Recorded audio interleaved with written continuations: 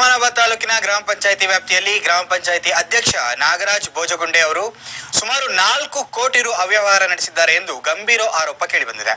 ಈ ಕುರಿತು ಗ್ರಾಮ ಪಂಚಾಯಿತಿ ಸದಸ್ಯ ವಿಜಯ್ ಕುಮಾರ್ ನಾತೆ ಜಿಲ್ಲಾ ಪಂಚಾಯಿತಿ ಕಾರ್ಯನಿರ್ವಾಹಕ ಡಾಕ್ಟರ್ ಗಿರೀಶ್ ಬದೋಲೆಗೆ 5,000 ಪುಟಗಳ ದೂರು ನೀಡಿದ್ದು, ಅವ್ಯವಹಾರ ಕುರಿತು ಸೂಕ್ತ ತನಿಖೆ ಕೈಗೊಂಡು ತಪ್ಪಿತಸ್ಥರ ವಿರುದ್ಧ ಕ್ರಮ ಕೈಗೊಳ್ಳುವಂತೆ ಆಗ್ರಹಿಸಿದ್ದಾರೆ.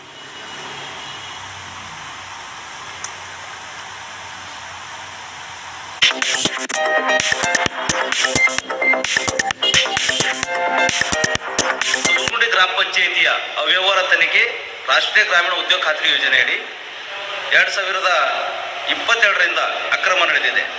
ಅದರಲ್ಲಿ ನಾನು 14/3/2025 ತನಿಖೆ ಮಾಡಿ ಅಲ್ಲಿ ಕೆಲಸನೇ ಇಲ್ಲ, ಈ 70% ಅಂತೇಳಿ CS ಅವರಿಗೆ ದೂರು ಕೊಟ್ಟಿದ್ದು ನಿಜ. ಆ ದೂರು ಕೊಟ್ಟಿದ ನಂತರ ನಮ್ಮ ಸಹಿ ಸುದ್ದೇ ಇಲ್ಲ. ಅಲ್ಲಿ ಯಾರ್ದು ಸದಸ್ಯರು ನನ್ನ ಎನ್ಕೋಲ್ಡಿಂಗ್ ನನ್ನ ಸಹಿ ಸುದ್ದೇ ಹಳೆ ಜನಕ್ಕೆ ಸಲ್ಲಿಸಿ ಅವರು ಅಪ್ರೂವ್ ತೊಗೊಂಡಿದ್ದಾರೆ ಸರ್. 15 ಹಣಕಾಸು ಯೋಜನೆಯ ಕ್ರಿಯಾ ಯೋಜನೆ ಪಾಸ್ ಮಾಡ್ಕೊಂಡಿದ್ದಾರೆ, ನಿಧಿ ಹೇಳರು ದುಡ್ಡು ಖರ್ಚು ಮಾಡ್ಕೊಂಡಿದ್ದಾರೆ. ಅದು ಯಾರದ್ರಿ? ಸರ್ಕಾರದ ವಾರ್ಡ್ ಸಭೆ ಇಲ್ಲ, ಗ್ರಾಮ ಸಭೆ ಇಲ್ಲ. ಅದೆಲ್ಲ ತನಿಖೆಗೆ ಒಳಪಡಿಸಿ ಮತ್ತು ಕೋಟಿ ರೂಪಾಯಿ NRGಯಲ್ಲಿ ಅವ್ಯವಹಾರ ಆಗಿದೆ.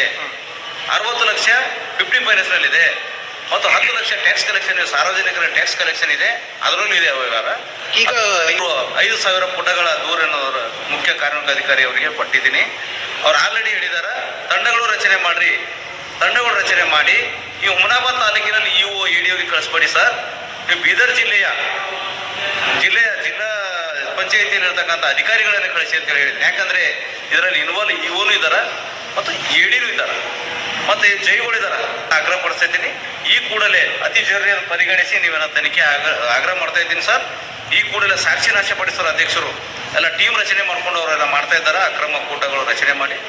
ಅದರ ಸಲುವಾಗಿ ಅತಿ ಜರೂರಿಯನ್ನು ಪರಿಗಣಿಸಿ ಕೂಡಲೇ ತನಿಖೆ ಒಳಪಡಿಸಿ ಅಂತೇಳಿ ನಿಮ್ಮ ಉಲ್ಗುಂಡಿ ಗ್ರಾಮ ಪಂಚಾಯಿತಿಯ ಅವ್ಯವಹಾರ